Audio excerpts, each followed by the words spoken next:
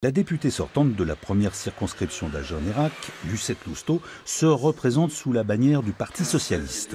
En 2012, elle avait été élue avec une confortable avance face au candidat du nouveau centre, Jean-Dionis du Séjour.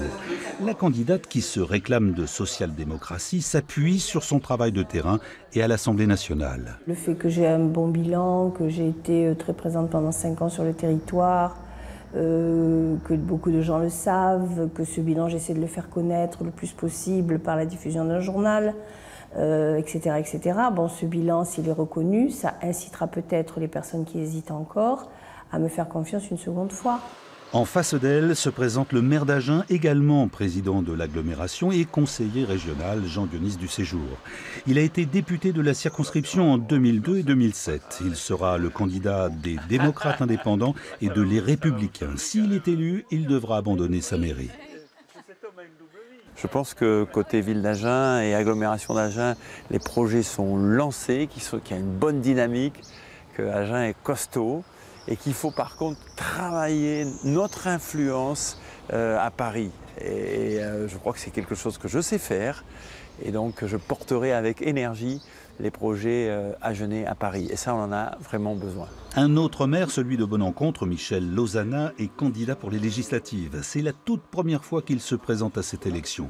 Autrefois encarté au Parti socialiste, il est le candidat de La République En Marche pour le premier tour le 11 juin prochain. Et moi, je vais essayer de... ce soir, je pars vers Nérac et tout ça. S'il y a les trucs, il faut que je parte avec la liste et puis voilà. Parce que sur l'Agenais, il y a déjà pas mal de monde. J'ai toujours conduit des majorités qui, c'est vrai, étaient de gauche. Et donc, je m'étais inscrit au Parti socialiste que j'ai quitté il y a plus de 2 ans. Mais je ne l'ai pas chanté sur tous les toits. En fait, c'est le Parti socialiste qui m'a quitté de par son comportement, les frondeurs.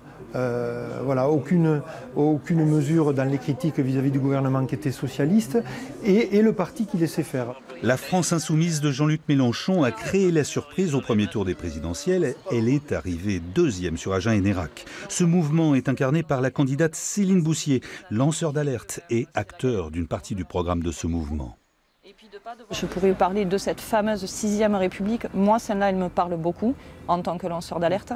Voilà, avec la révocation des élus, parce qu'à un moment donné, l'élu qui ne fait pas son job, mais il dégage, je crois. Et puis c'est normal, parce qu'il a rien, il ne va pas être payé pour un job qu'il ne fait pas. Voilà. Même si c'est vous ? Même si c'est moi, et je l'assume totalement, je me suis engagée. Enfin, 9 autres candidats se présentent pour le mandat de député sur la première circonscription.